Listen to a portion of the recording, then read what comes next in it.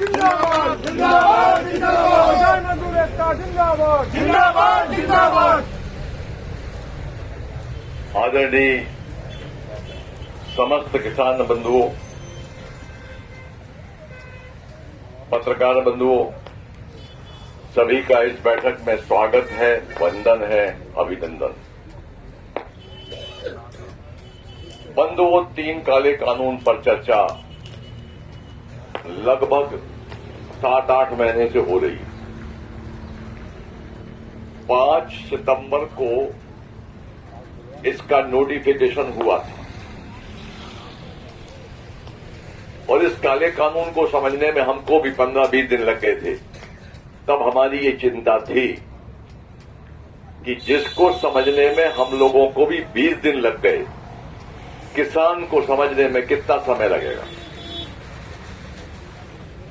अभियान चलाया, पर्चे बांटे, किताबें लिखी, वीडियो डाले, टीवी पर डिबेट की, 11 राउंड चर्चा में ये कानून पर बिंदुवार हमने चर्चा की सरकार से। सरकार झूठ बोल रही है कि इसमें काला क्या है। हमने एक एक बात बताई कि काला ये है, काला ये है, काला ये है। तो सरकार ने कहा कि ठीक है, ये 8 बिंदु को हम हटा देते हैं। तो 8 बिंदु हटा देते हैं मतलब चर्चा तो हुई है ना। उसके बाद मंत्री जी कहते हैं पार्लियामेंट में कि इसमें काला क्या है। तो ये बड़ा सोच का विषय है। प्रधानमंत्री कहते हैं काला क्या है। जब उस बात पर बिंदुवार चर्चा हो चुकी है, पूरा देश कह रहा है, मीडिया कह रहा है, पूरे देश के किसान कह रहे हैं, उसके बाद भी इसका अर्थ क्या है कि प्रधानमंत्री कहते हैं काला क्या। कि आप जान के भी अनजान बन रहे हैं, समझना नहीं चाहते हैं किसी बात को, क्योंकि आपको समझने की आदत नहीं है। ये विषय निकल के आया। यहां जो हमारी बिरादरी बैठी है, किसान समाज बैठा है, एक बात मैं पूछता हूं, क्या आप लोगों को 3 काले कानून की पूरी जानकारी है? अगर है तो हाथ ऊंचा करें।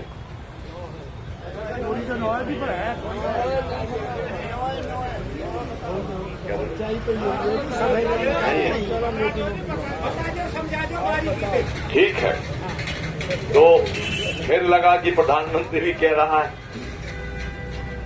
तो ये 3 कानून के पीछे मानसिकता क्या है सरकार की, और 3 कानून आए क्यों, हमको यहां से शुरू करना पड़ेगा। WTO विश्व व्यापार संगठन, उसको हिंदी में कहते हैं, पूरी दुनिया का जो व्यापार है, और सरल भाषा में कि दूसरे देश आपस में उन्होंने व्यापार करने का एक संगठन बना लिया है कि कोई भी सामान यहां से वहां जा सकता है, वहां से यहां आ सकता है। जब ये संगठन बन गया तो हम 5 लाख किसान दिल्ली में आए थे, और दिल्ली में पहला हस्ताक्षर करने के लिए कानकुन एक जगह है, वहां पर कमलनाथ जी गए थे। इसका हमने विरोध किया कि WTO बाहर से तो माल आ जाएगा, पर इस देश का किसान अभी बाहर माल भेजने की स्थिति में नहीं है, और छोटे छोटे काश्तकार है, और इससे ये नुकसान होंगे। वो लंबी चर्चा हुई थी, वो बताने का समय अभी नहीं है। फिर भी WTO की बैठकें होती रहती हैं हर 6 महीने में, 3 महीने में। आपको पता है कि अमेरिका अपने किसान को 2,90,000 रुपया प्रति एकड़ की सब्सिडी देता है। 2,90,000 की सब्सिडी देता है। कोई देश 2,60,000 की देता है, कोई 2 लाख की देता है 1 एकड़ में। यानी सब्सिडी का मतलब समझे, दान देता है वो, अनुदान। भारत के किसान को ये अनुदान केवल मिलता है सब्सिडी के रूप में 15,000 से भी कम। यानी फर्टिलाइजर हमको मिलता है सब्सिडी में, कहते हैं डीजल मिलता है सब्सिडी में, कुछ और सामान मिलता होगा, तो भारत के किसान की सबसे कम सब्सिडी है पूरी दुनिया में। तो जिस किसान को लगभग 3 लाख की सब्सिडी मिलती है, उससे हम मुकाबला कैसे करें? प्रति एकड़ की बात है ये। कनाडा ने, जो कनाडा हमारे लिए कह रहा है कि हम भारत की सरकार से कह रहा है कि आप अपने किसान की बात सुनिए, ऐसे करीब 9 देशों ने हमारे देश के खिलाफ मुकदमा लगाया है WTO में, और अनुबंध की अमेरिका ने बहुत सारे। 2015 फरवरी में हमारी सरकार ने, जो अभी वर्तमान सरकार, 2014 की बैठक में कमलनाथ जी गए थे, उन्होंने हस्ताक्षर करने से मना किया था। 2015 फरवरी को इस सरकार ने, बीजेपी की सरकार ने हस्ताक्षर किए हैं कि भारत के किसानों को समर्थन मूल्य पर हम उपज को नहीं खरीदेंगे। ये एक एग्रीमेंट है। बहुत सरल भाषा में बताने के कारण मैं थोड़ा सा बता पा रहा हूं। अब हस्ताक्षर तो हो गए। हस्ताक्षर करने के बाद में आपकी हमारी फसल को समर्थन मूल्य पर ना बिके, और इससे फायदा किसको? जो बड़े व्यापारी होते हैं, ऐसे समझौतों के हस्ताक्षर पर अपनी निगाह रखते हैं कि इस हस्ताक्षर के बाद हमको क्या फायदा होने वाला है। तो इस देश के 2 विक्रेता हैं और 2 क्रेता हैं, खरीदने वाले भी 2 ही हैं।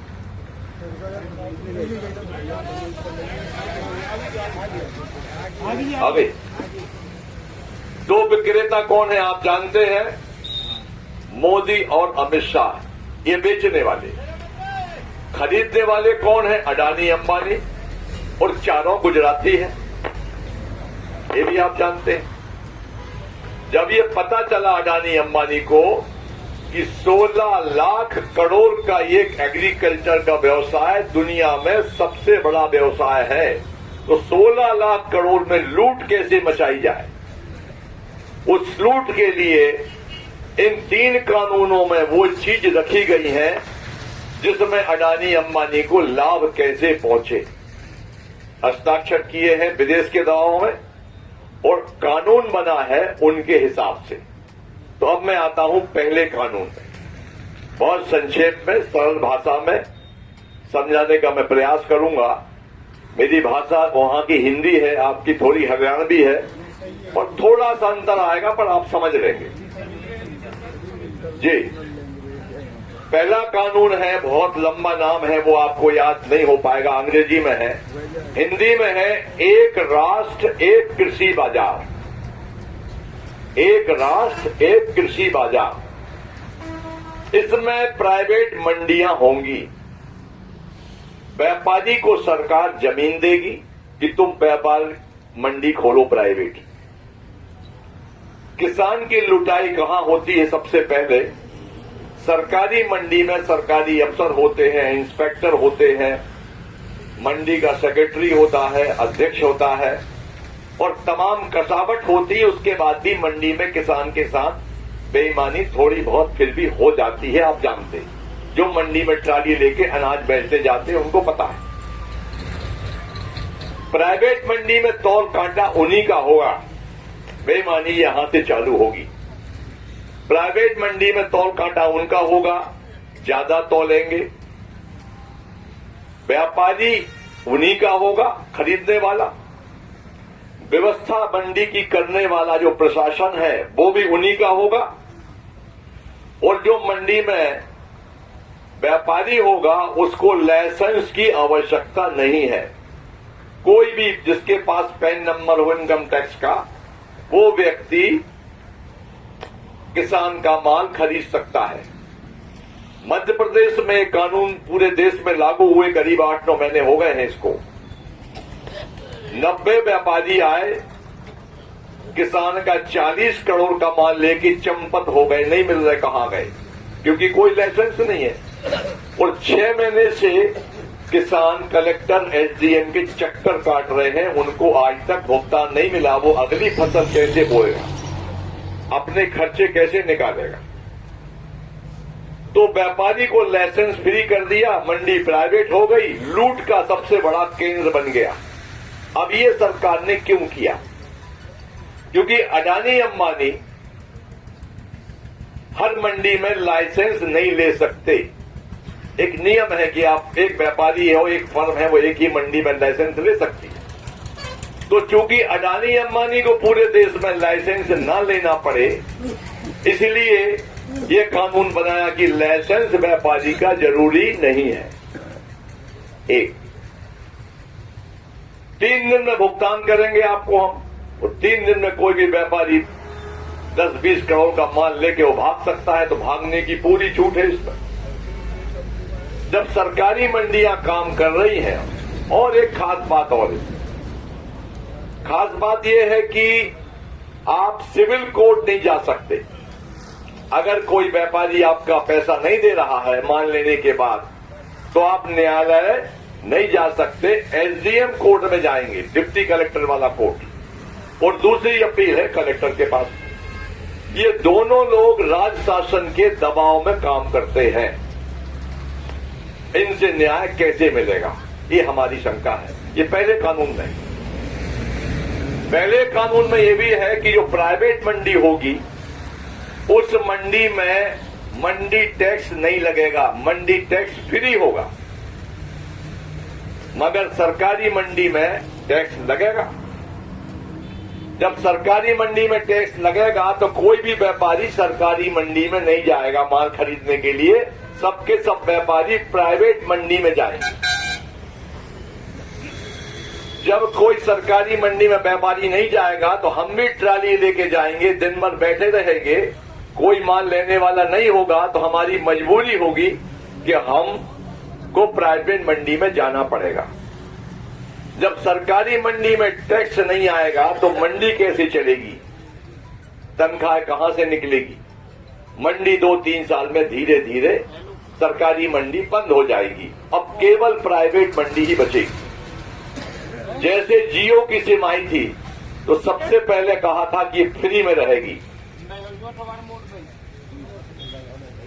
भैया बाहर बात कर लो, श्रीमान जी। हाँ, मोदी का फोन तो आया नहीं होगा। हाँ, तो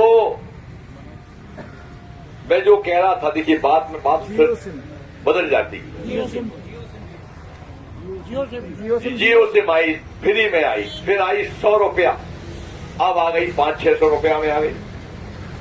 प्राइवेट मंडी, प्रधानमंत्री जी कहते हमने एक और आपको सुविधा दे दी है कि आप माल बाहर भी बेच सकते हो।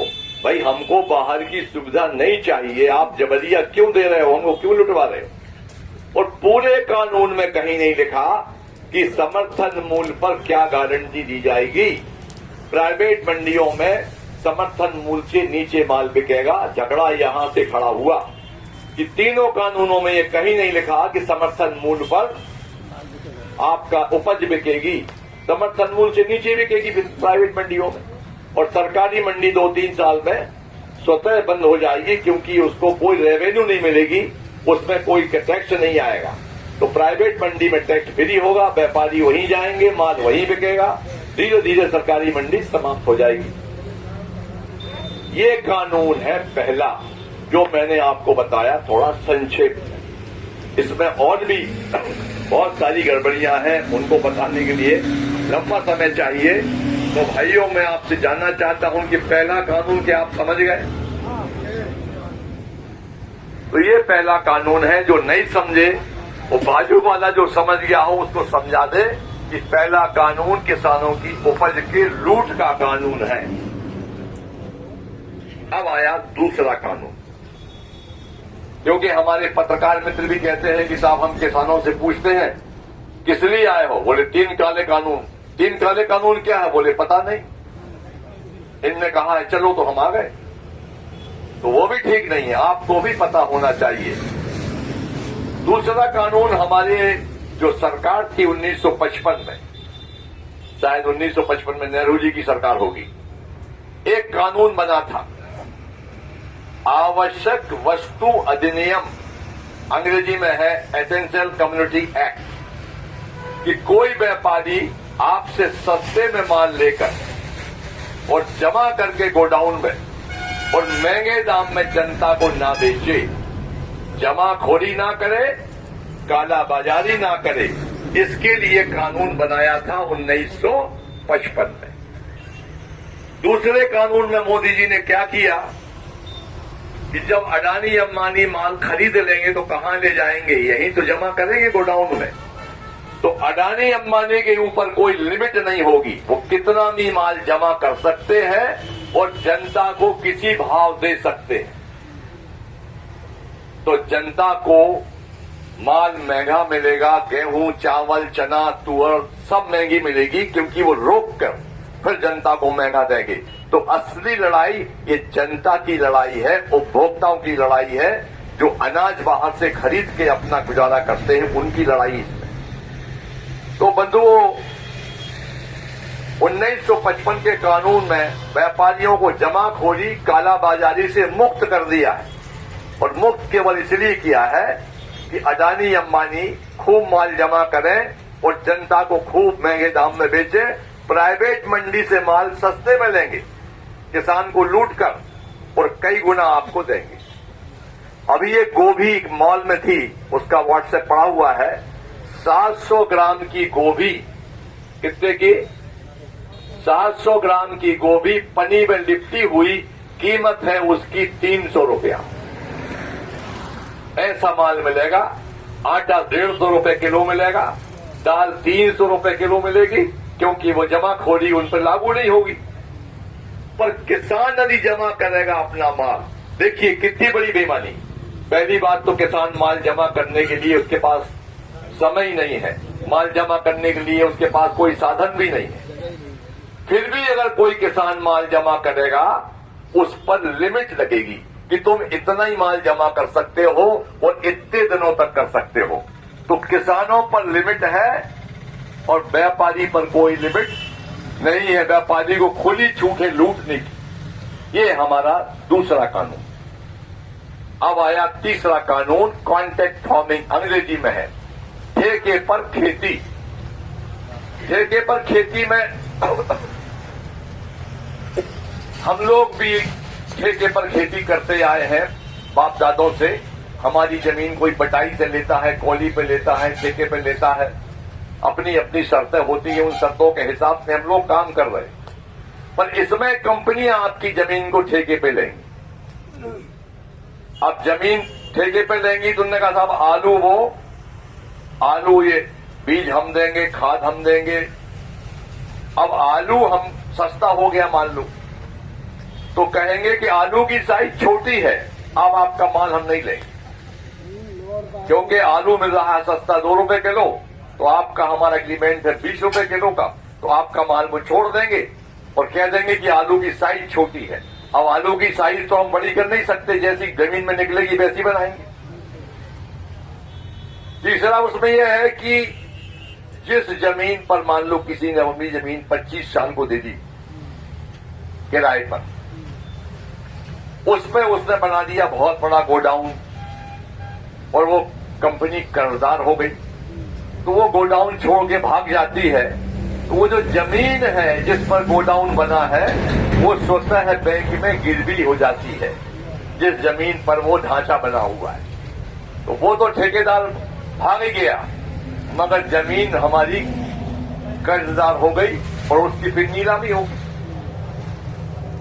तो ये तीसरा कानून कॉन्ट्रैक्ट फार्मिंग का बहुत बड़ा है। इसमें मुर्गी फार्म वाले भी हैं, धान वाले भी हैं, गेहूं वाले भी हैं, आलू पैदा करने वाले भी हैं, प्याज पैदा करने वाले लोग भी हैं।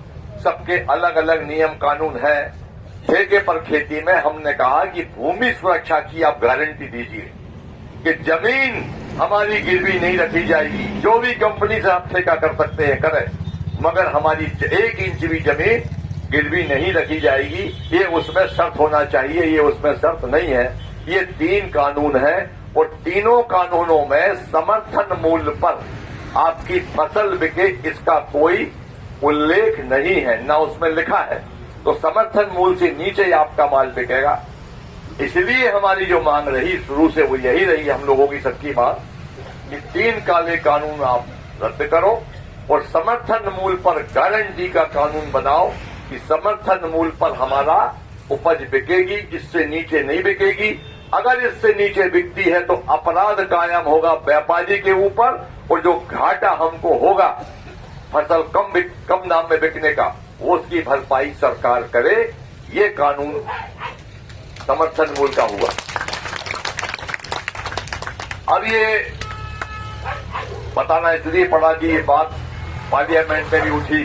प्रधानमंत्री कहता है 3 में काला क्या है, हमने कहा इसमें सफेद क्या है, बता दो आप। इसमें एक भी लाइन हमारे हित की नहीं है। अब इसको वो क्या कहते हैं समझाने वाले, खासतौर से एक पार्टी के लोग, बीजेपी के लोग। हमने एक और बाजार दे दिया है आपको, आपका सामान घर से बिक जाएगा, खलिहान से बिक जाएगा, खेत से बिक जाएगा, प्राइवेट मंडी में बिक जाएगा। हम तो आपको सुविधा दे रहे हैं, और 2 बाजार होंगे तो आपको कंपटीशन मिलेगा, आपका रेट तेज जाएगा। अरे भैया, हम तो चाहते हैं हमारा कम से कम समर्थन मूल्य पे तो माल बिक जाए।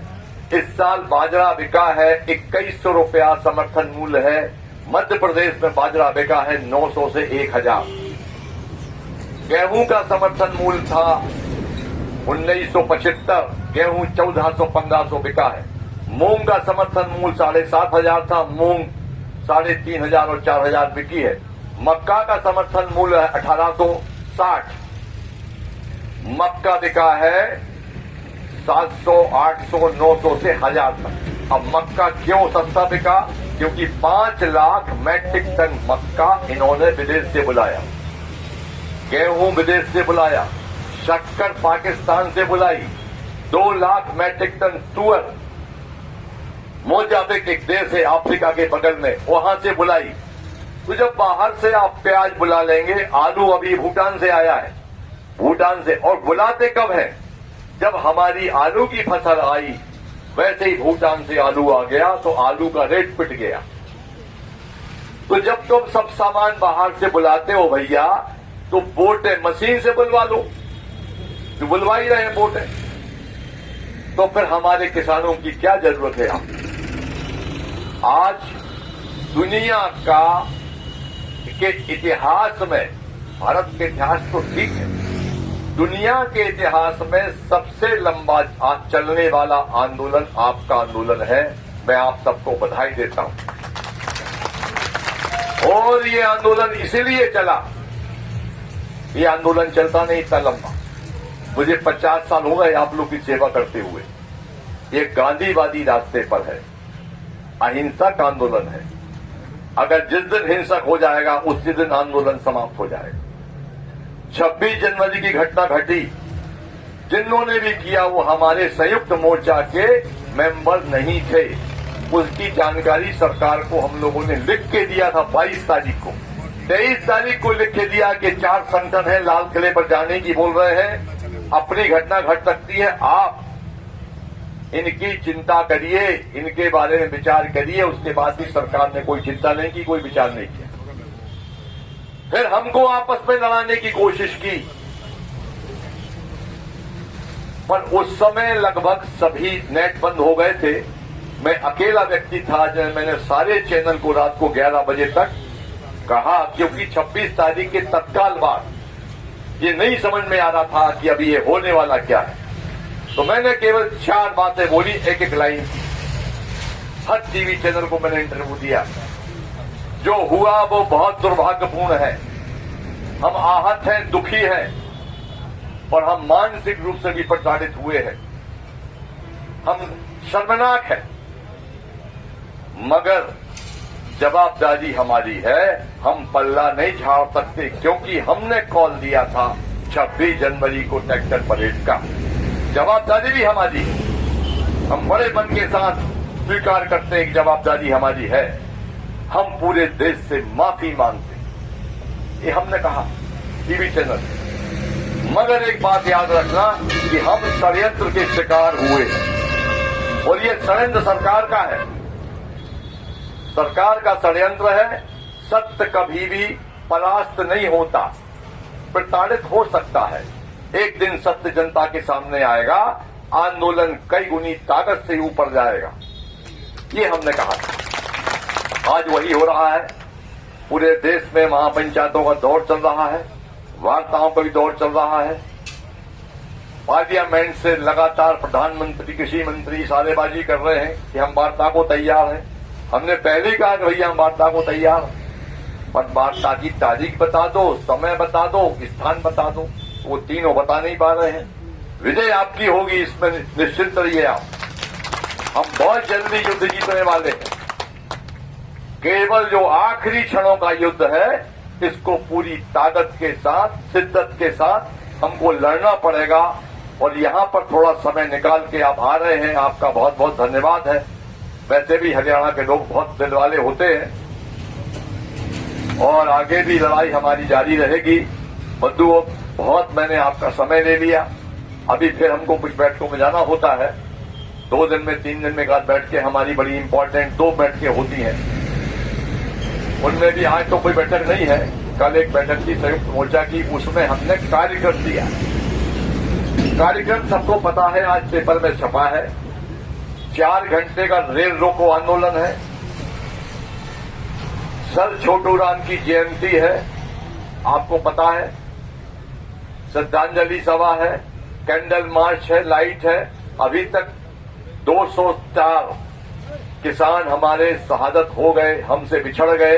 वो और पुलवामा में अटैक में जो हमारे जवान बेटे शहीद हुए हैं, उनके लिए उस दिन कैंडल लाइट और दिया जलाना है। कार्यक्रम अखबार में विस्तार से है, उसकी तारीखें बताने की बहुत आवश्यकता नहीं है। आपने बहुत समय दिया, ध्यान से मुझे सुना, इसके लिए मैं आपका आभारी हूं। और कोई मुझसे बोलने में, बताने में ऐसा लगे आपको कि आपके मन को दुख पहुंचा हो, तो मैं आपसे माफी चाहता हूं। बहुत बहुत धन्यवाद। धरती माता की